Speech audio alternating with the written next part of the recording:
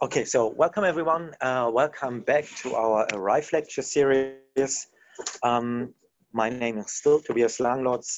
We are roughly here 15, 20 people on Otago, and there are quite also some people on Zoom. So today we want to continue from last time because I didn't finish last time. So I want to use today's time slot for the first 10 minutes to finish where we started last time, and that was to talk about achieving visually almost undistinguishable overlays using optical see-through head-mounted displays. And then for the second part, I want to talk a bit about some related research, and this is some research that we do here on computational classes. Okay, so, but as I said, let's start with where we've stopped last time. So last time, so this is just a general overview to put it all back into perspective. So last time we talked about how can we improve optical see-through head-mounted displays, and how can we improve it in particular to make the graphics there almost undistinguishable from reality. We talked about spatial realism, so the need to reduce distortions, but also to spatially calibrate it, so an eye display calibration. We talked about the issue of temporal realism, for example, to reduce latency, but also that we need to take care of flicker. And we started to talk about visual realism, which is quite a large field. So we talked about color and the problems to represent color correctly in optical see-through head-mounted displays. We kind of skipped a bit dynamic range, but briefly mentioned that it's also important. And we talked a lot about accommodation capability and occlusion capability. So today I just want to finish it by talking about the last two items, and this is wide field of view and resolution. So let's talk about field of view. This is a topic that is widely discussed, in particular when people talk about the Microsoft HoloLens in online forums or in review. It's often criticized that the field of view of the Microsoft HoloLens and many similar devices is not the largest. So what is it actually what we are looking for, what is required? So there are quite some scientific papers that look into what is the general field of view of human beings. And usually we say that the field of view of both eyes combined, when they don't move, so basically just a static view, my head is and my eyes are looking straight, is roughly 180 degrees. There are a few papers that also state 190 degrees, but it's not too much of a difference. Okay, so that is what we what is at least desired. But we should also be aware, as soon as we are allowed to even move our eyes in our sockets, we can increase that field of view up to 290 degrees, okay? So with a stationary head, but just movement of the eyes. So, and that's quite a lot. And if we now look, so I put here, those are some of the papers that we discussed last time that support accommodation capability.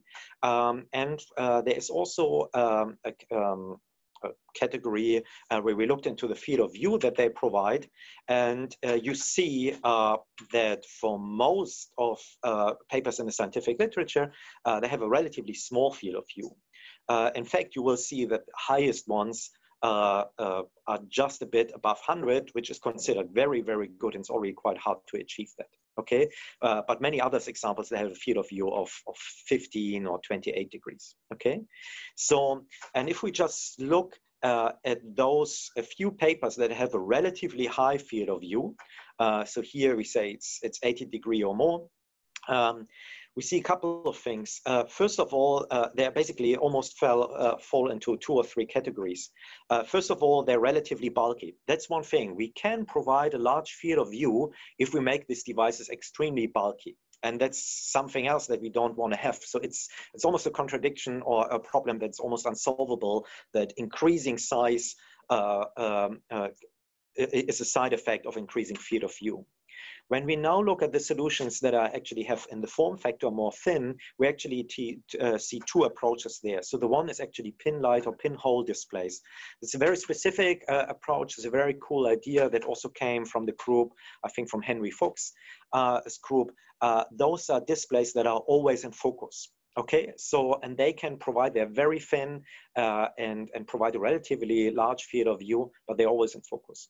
The other category is actually the paper by Mamon, and this is a holographic display. So this holographic display also provides a relatively large field of view. Here, I think they present 80 degrees, but there is one very critical thing with that display. So it's very thin, provides a large field of view, but it has something, it's all optical CFO head-mounted display. It's called the eye box. And this is where our eye should be to actually see the image.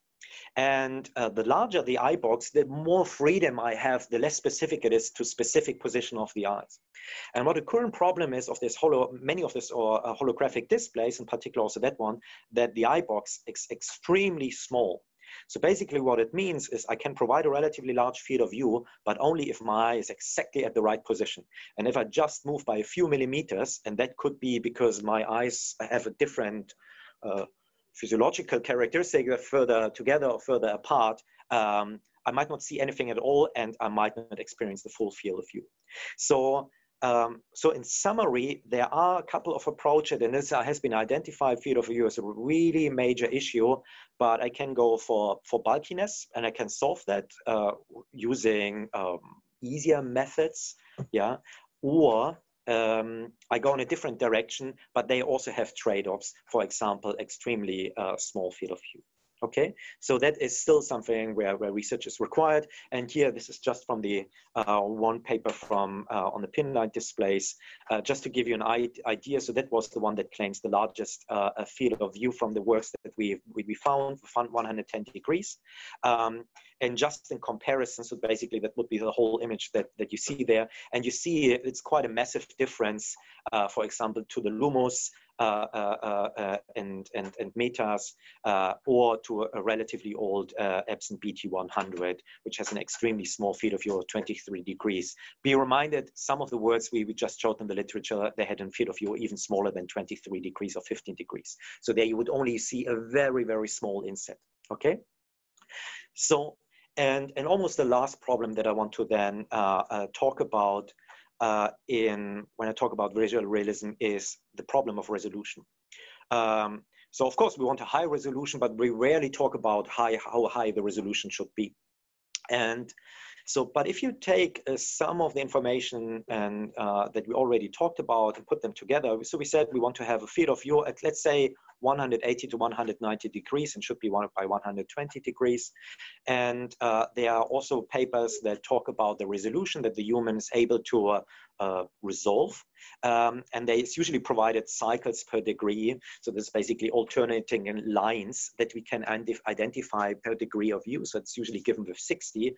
And you can all put this together, and then you want, or we want, a display with a resolution of 22,800 by 40,400 pixel, which roughly gives us over 300 megapixel if this is correct. And this is what we should render interactively, and preferably we also set it with at least 90 frames per second, okay? And there you see the problem. So it's not just a problem of building a display that has the resolution, but it becomes a major challenge to actually render that. And this has also been identified that even if we have a display that has this kind of field of view and the resolution that we desire, how do we provide the data needed to drive it? And there are also a couple of solutions that have their, or ideas to solve that. And this is basically to provide different resolution for different areas. So basically our eye, the resolution that we need is not non-uniform. We can only resolve that resolution, that high resolution, basically in the center and fovea. So the idea is, and that's what depicted here, is that we render certain parts of the image with an extremely high resolution, and everything which is more on the periphery would of course require then eye tracking to find that out. But what is more on the periphery, we can render with the low resolution because we are probably not able to distinguish that. So that's what's shown here. So basically here, what it means, only the central part, the red part, is that what we would render with the highest resolution, and then lower lower parts, for example, the blue area with a lower resolution. So, and here this is exactly depicted here. So this is from a paper, Günther et al. They talk about that so-called foveation or foveated 3D graphics. So basically, they present this rendering approach where they render the image with different resolutions. And this has been identified. There are also other works that this is probably one way to go if we want to provide this really extremely high resolution. So again, resolution, that's probably the summary here. The main problem is not just to develop a display technology that has all the other factors that we discussed, for example, supports accommodation, and to have an extremely wide field of view display, but it's also how to provide the content in real time so that it's interactive and has this high resolution, okay? So, and that brings us a bit to the summary from this really high level discussion an overview that I tried to give over the last 1 hour and 1.5 lectures. So in summary, really high level. So a couple of promising future directions. One thing that we are lacking so far in optical see-through head-mounted display, but would solve a lot of problem, is full light control and optical see-through head-mounted displays. So what I mentioned last time is that there are a lot of approaches. So normally optical see-through head-mounted display, they add light. Their display, they have a light source and they add light, and they can add light a bit more and with different frequencies, so with different colors. And that's cool, but it has limitations.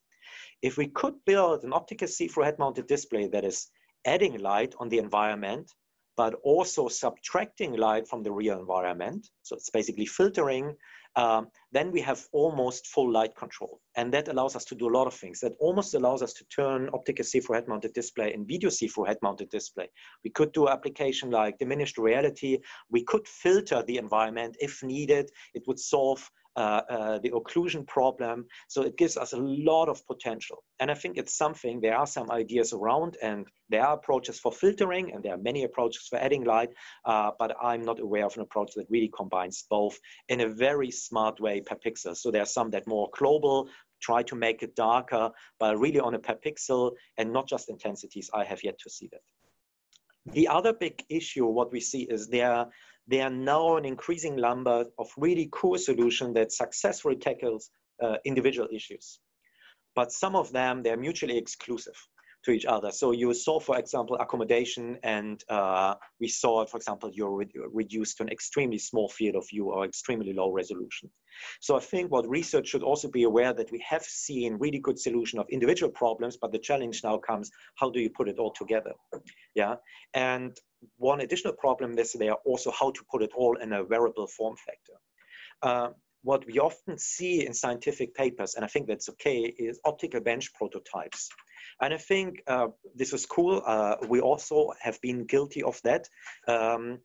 But I think we should increasingly also look, how can we actually miniaturize that? And often we do not see it. We see actually really prototypes where it's almost unclear how you should ever miniaturize that. And I think we should increasingly look into that. And there are approaches that do that. I just want to highlight the paper. I think that was a Zigraf paper. Was it from last year or this year?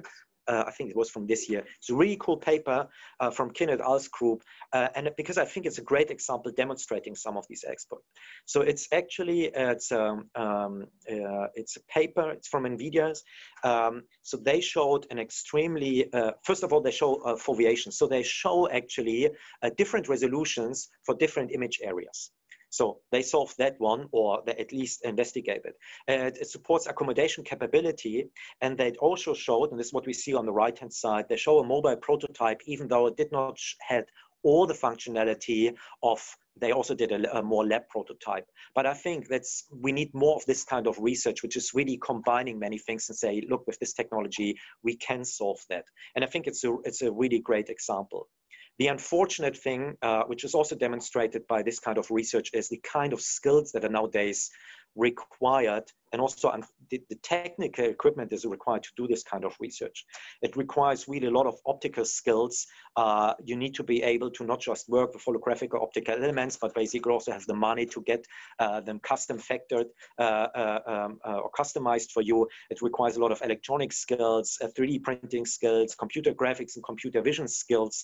And I think this is for many research labs, even if they have the right idea, it's increasingly hard to actually realize that. And it's certainly one of the challenges that excludes maybe some people that have the right idea, but just not the equipment or the financial resources to do this kind of research. That's sometimes a bit sad. But apparently this is also the level we are at the moment. Okay, and let's summarize it a bit on a very high level. I only want to summarize it because also by saying that even though I criticized a bit the current technology, but please don't take me wrong. I think what we see, for example, the HoloLens, but also the Magic Leap, I think the current technology and most of the optical see-through head-mounted displays that we see and all these wearable devices, I think they're still amazing pieces of engineering. And if you really see the effort and the ingenuity that is in there, it's really great. But of course, this is not where it stopped, and we want to continue. Okay, so that would finish my lecture from last time, where I ran slightly over time. And I hope you still stay with me. So that was from last time. For those of you who are interested, I put, because we had a lot of references and I provide a lot of references, I put them here at the end in there. And I will put the slides online so that you will have them, and hope you can read them there. But for the bit more than the second half, I want to talk about a related topic.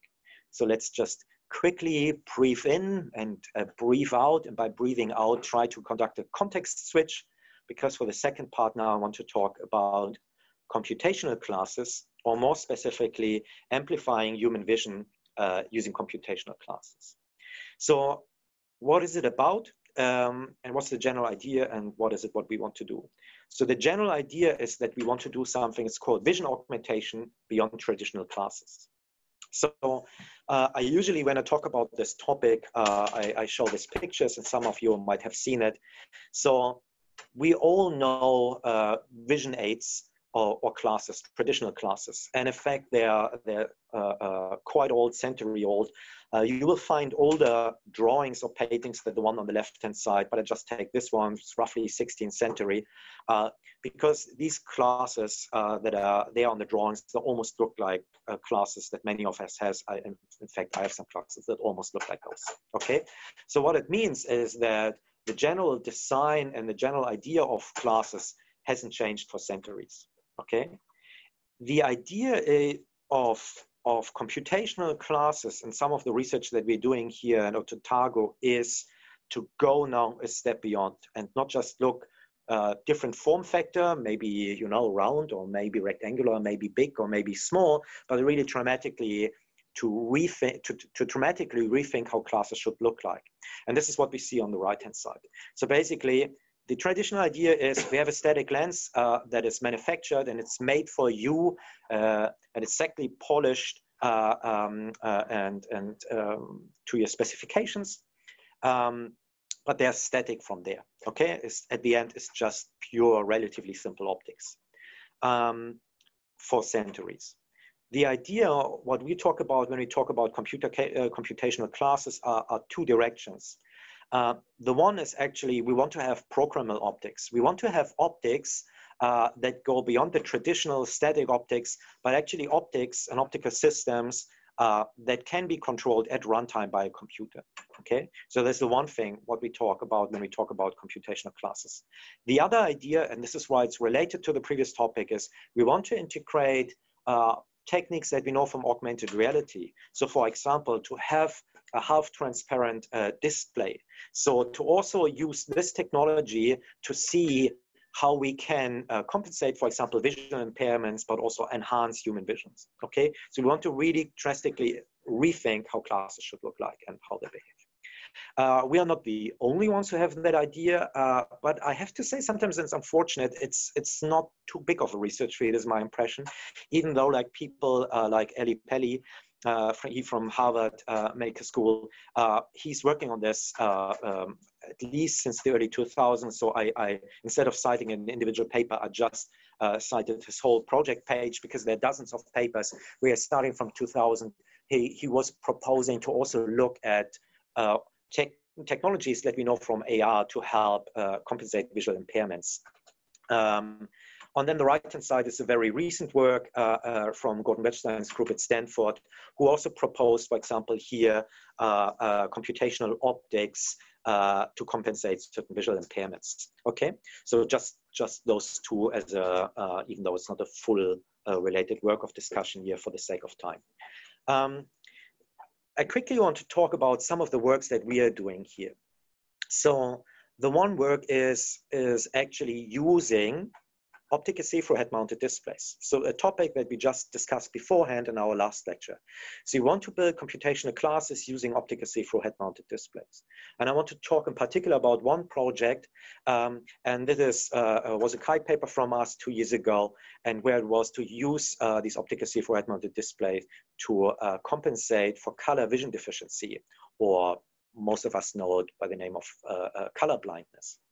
So because it's something that's very hard and almost impossible to compensate with traditional optics, there are a couple of approaches that filter light and give you the illusion that you see a bit more, but there are also papers that show that this is not a full solution, and it's actually only for the people that have the mildest forms of color vision deficiency.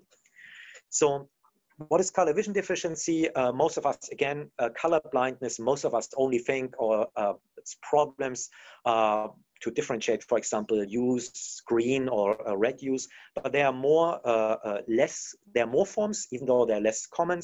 So again, here an overview. This is a simulation how of these two images on the left-hand side, and how they are perceived by people with stronger forms, but different forms of color vision deficiency. So on the left-hand side, you see the original image, some fruits or a field of poppies. And if you don't see a big difference between the left image and some of the other image, and you are male, then there's a very high chance that you are affected by some form of color vision deficiency. Okay, but again, there are different forms: green blind, red blind, and blue blind. And there are also some very rare forms that cannot perceive colors at all. So basically, they're monochromats. They only see gray tones. Okay, and depending on your culture background and your community, it can affect up to 8, sometimes even 10% of the male population. I have read, I'm not sure if the number is absolutely correct, but for example, in Saudi Arabia, it's higher than in some other countries. Okay, so it depends a bit on your community. And you can be heavily affected. So we wanted to look into that. And the initial idea coming out of a different project, I was working here with Matthew Cook, was we want to use optical see-through head-mounted displays. Yeah, so the original idea was, oh, let me take an optical see-through head-mounted display that you see on the right-hand side, and somehow we see a specific scene. Here we just take for simplicity an Ishihara marker, which is one of the very traditional and almost old-school tests for color blindness, and we somehow want to compensate with that. But there's immediately a problem, and this is again, even though if your optical see-through head-mounted display has a camera, the camera sees a quite different image compared to your eyes. And that's something that we had to solve initially. And if you remember in the last lecture, I showed you an approach. What we did back then is we just introduced another beam splitter, so that we put another camera virtually via the beam splitter quite close to your eye. And that reduces the offset quite dramatically. And you can do a couple of other calibrations, and they are needed, but the general idea is that the camera then almost sees the world how you see it. And if that's the general idea, if the camera sees what you see, what we wanted to do is actually we want to compute an overlay. That's what you show there, that we want to display an optical see-through head-mounted display, so that it merges with the real world in a way that suddenly we can change the color and somehow make them, for example, that you can suddenly differentiate, in that example, red and green hues. Okay, so that's the general idea. The practice is, it's not that easy. It's highly simplified here because there are a lot of more steps needed. We did a very complicated or not straightforward calibration of the overall system, and we linearized the display response. So there are a lot of steps that are reported on the paper, and I omit a lot of details here just to for the sake of this lecture. But the general idea, if we can all do that and we can virtually put the camera there, and again, this is detailed in some of our papers, what we can then do is we can capture with the camera the world as you see it. And what we run then is we run a simulation of that on that camera image, how the world would look like for specific forms of color vision deficiency. So we simulated, for example, like you're colorblind. And this is the CVD simulation. And then what we just do is we just subtract or compute the difference between the real camera image and something that someone who's colorblind would see. And this is exactly the information that they miss out. And this is exactly here the 6. Okay. And now the idea is, so now we have basically the critical areas, and there is some literature which exactly tells you how you need to shift or to change the color so that they become perceivable depending on your form of color vision deficiency.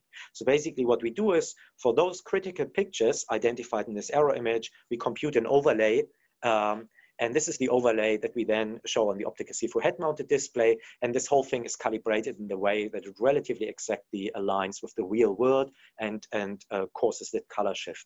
Yeah. The problem is a bit that there are a couple of I would not say contradicting research, but there are a couple of ideas how you need to shift it, and where it's relatively unclear which one is the best. So we implemented different approaches given by the literature, so basically different color shifts. And here I highlighted that. So again, for the same example, the left one is the original Ishihara test.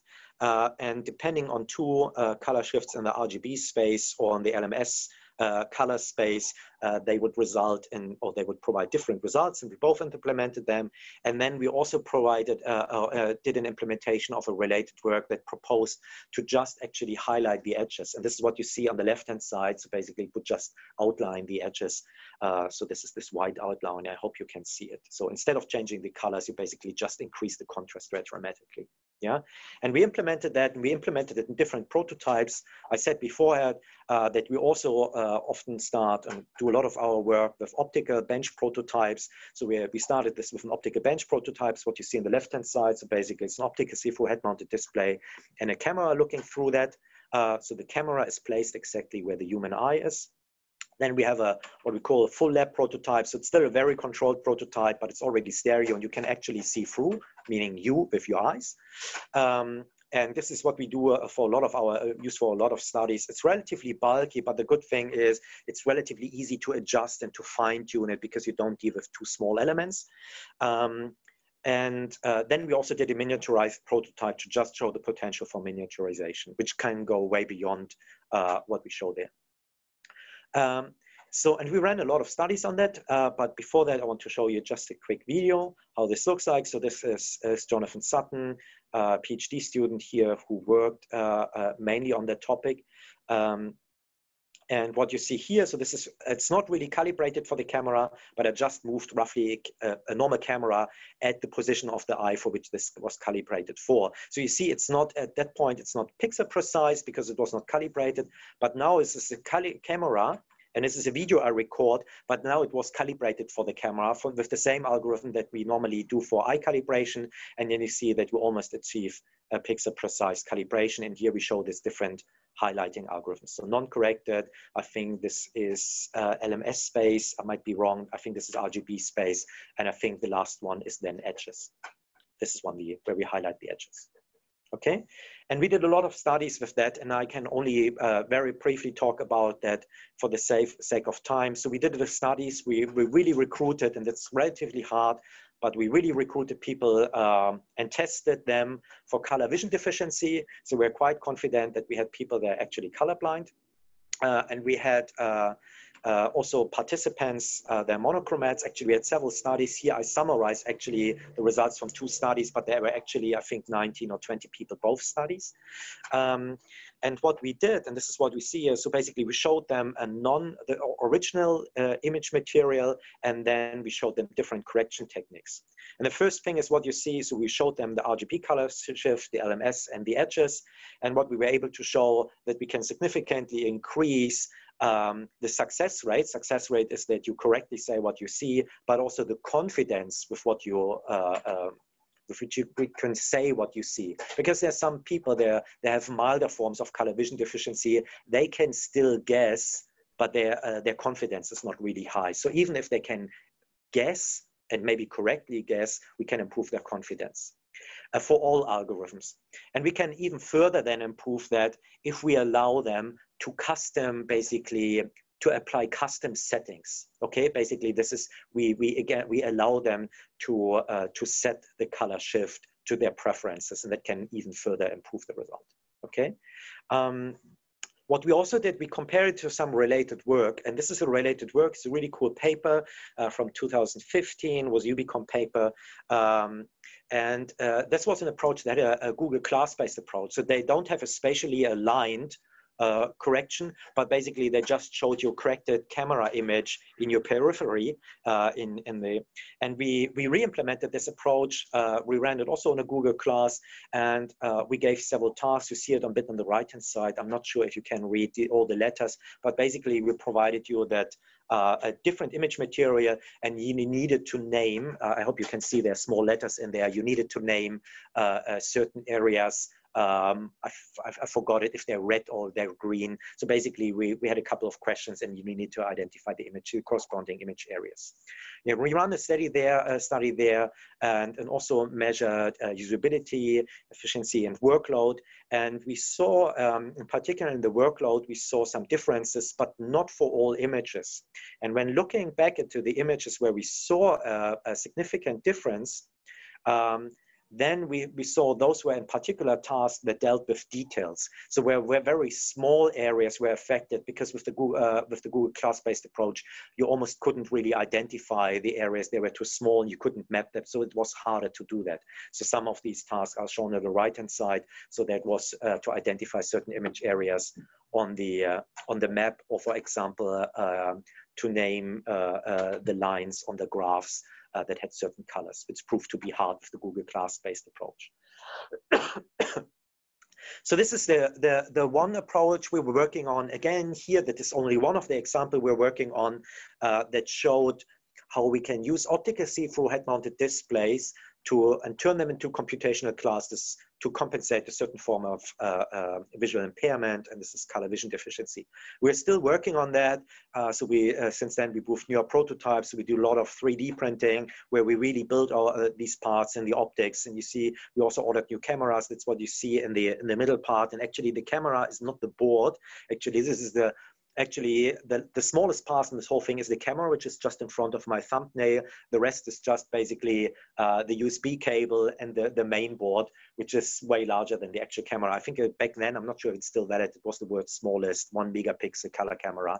And we integrate this in the prototypes. So what you see on the right-hand side, these are newer prototypes that we use, and we run still some newer studies with that. So there is still some work in progress there. For the second part of that, I just wanted to quickly present a very different approach. And this is an approach that we did in a collaboration with partners at Tokyo Tech, where it's about building computational classes, but this time not with optical see-through head-mounted displays, but actually with programmable optics. Okay, so that's basically the other pathway that you can do. It's in an earlier stage, and what I mean with an earlier stage, this is an example for something where we only have an optical bench prototype, so you can see through, but it's not really in a mobile form factor, yeah? And we call this computational phase modulated classes, and we presented this last year in IEEE TVCG. So what's the idea here? So the first idea is, again, what most of us are affected, or the form of visual impairment that most of us are affected is basically refractive errors, focus errors. Okay, we are short-sighted or far-sighted. And the traditional idea, so basically objects are out of focus. And the traditional idea, and this is what you see in the center, is we have eyeglasses with a static lens. And the idea is here is we want to replace this with something that is computer controlled. And there are those elements. And there are different ways to do it. And one way we investigated here is to use spatial light modulators, in particular spatial light modulators that modulate the face. Okay, because what you can do with this phase spatial light modulators is you can approximate actually an optical lens. And this is what you see on the right-hand side. So actually think about it as a display. It is something with display, but there's no light source.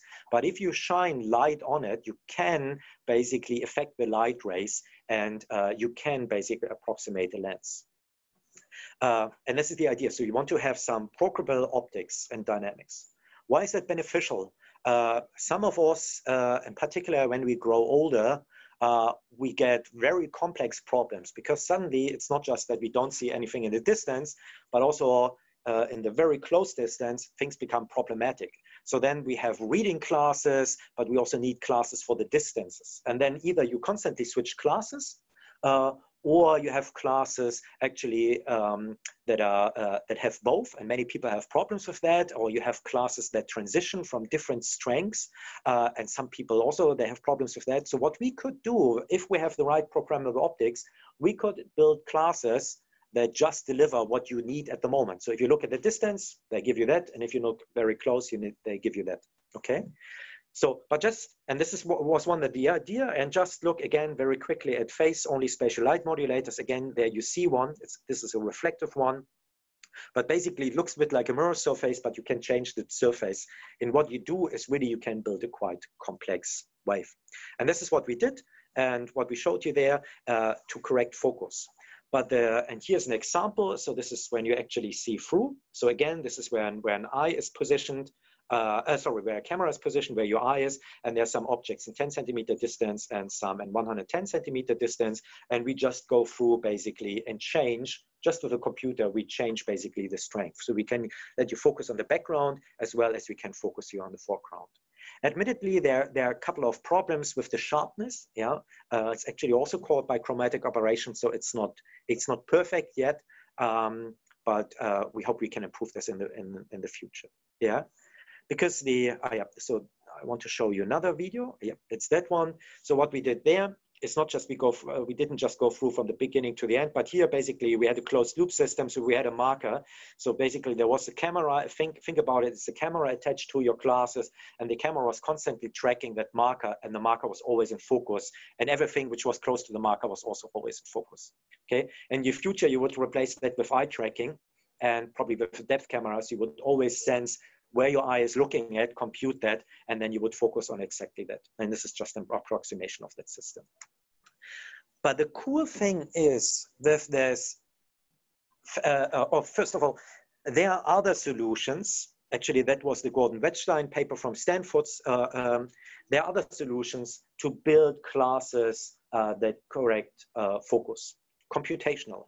The cool thing is the face-only spatial light modulators is that you can do way more than just correct focus. So it gives you quite a range, because you can, this is what we see here, you can actually at the same time do different things on different parts. It's like you can simulate different optics at the same time.